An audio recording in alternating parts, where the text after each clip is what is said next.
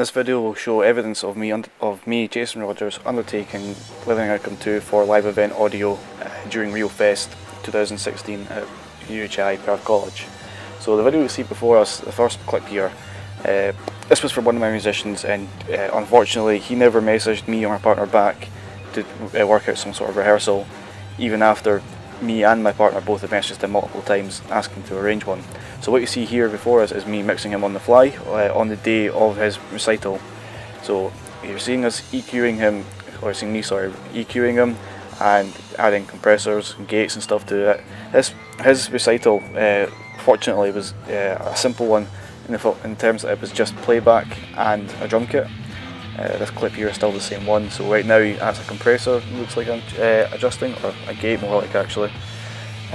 Other things we have on, this is the front of house desk, and other things we have on there would be stuff like the reverb and delays, which unfortunately I don't have any evidence of me adding because I'd already added them before I had started recording. I'm sure I adjusted them at some points, but at this point here's just me mixing them on the fly. This musician actually messaged us he did the message back, but it was on the day of his recital.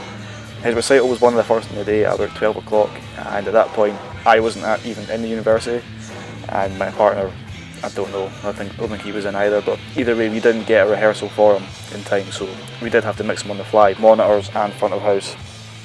You can see in the top bit of this clip, there's a laptop running Smart Live. That's had a couple of reference mics going into it, which we used to monitor the SPL level.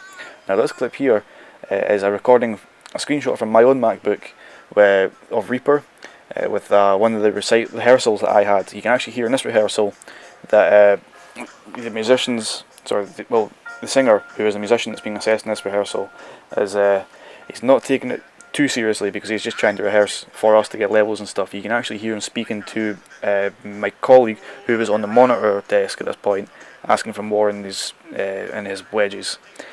He didn't make many comments about the front of house. It's not that common, you don't really hear them. You can't really hear the front of house from being on stage. I haven't known that myself from being on that side.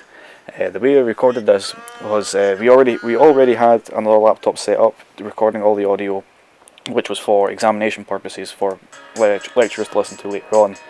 All the direct outs from the front of house desk or each channel was being sent down AES-50, which we then took out the desk and into a Clerk Technic DN9650, which then changed it from AES-50, converted it into Dante.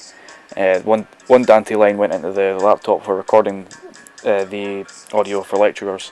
I then came in and took another line out of the network switch we had and plugged it into my MacBook, and what you see now is me having taken more recordings. I tried to record every rehearsal and every recital that I attended. So the previous clip that we just seen was another rehearsal I had. You can again hear the musician just kind of taking it kind of lazyless. You can hear him talking to us as well and forgetting the lyrics. And this clip here is actually the recital from that rehearsal. Which is now in the following monitor clip. This is a different act I actually covered for another student, but this one here was already set up and saved on the desk. I just recalled it and just kind of monitored the levels.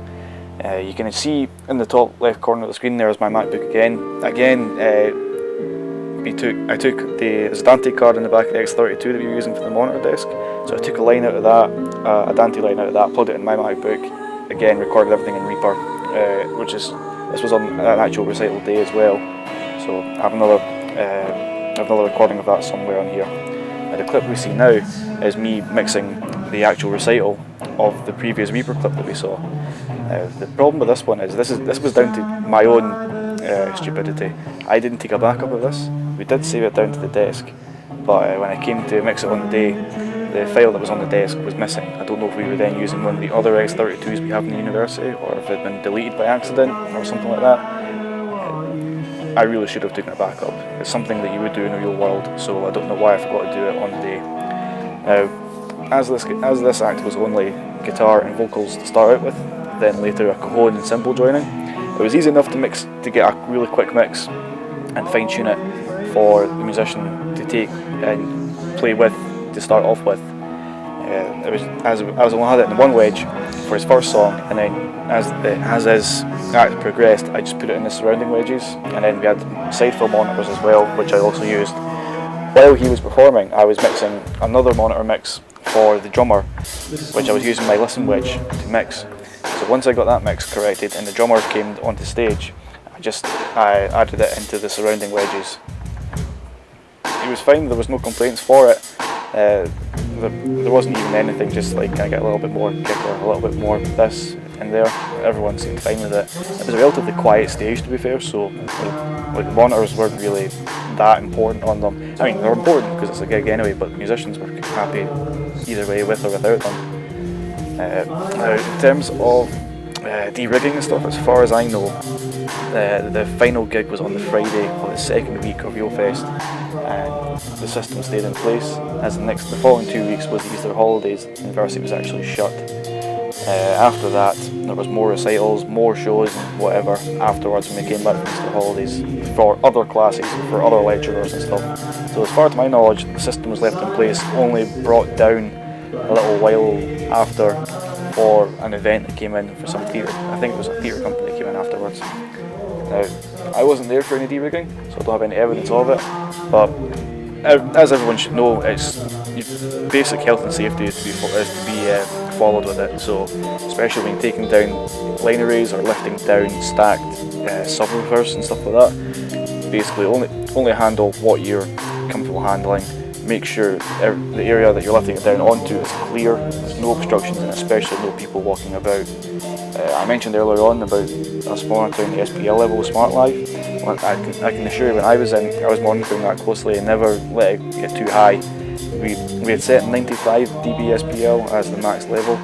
This is just for safety, and this is also generally the same kind of level you'll find at major festivals and even just concerts and some in some venues like the SECC or the O2 Academy, places like that. I hope this has provided enough evidence for my learning outcome 2 for live event audio. Thank you for taking the time to listen and watch this video.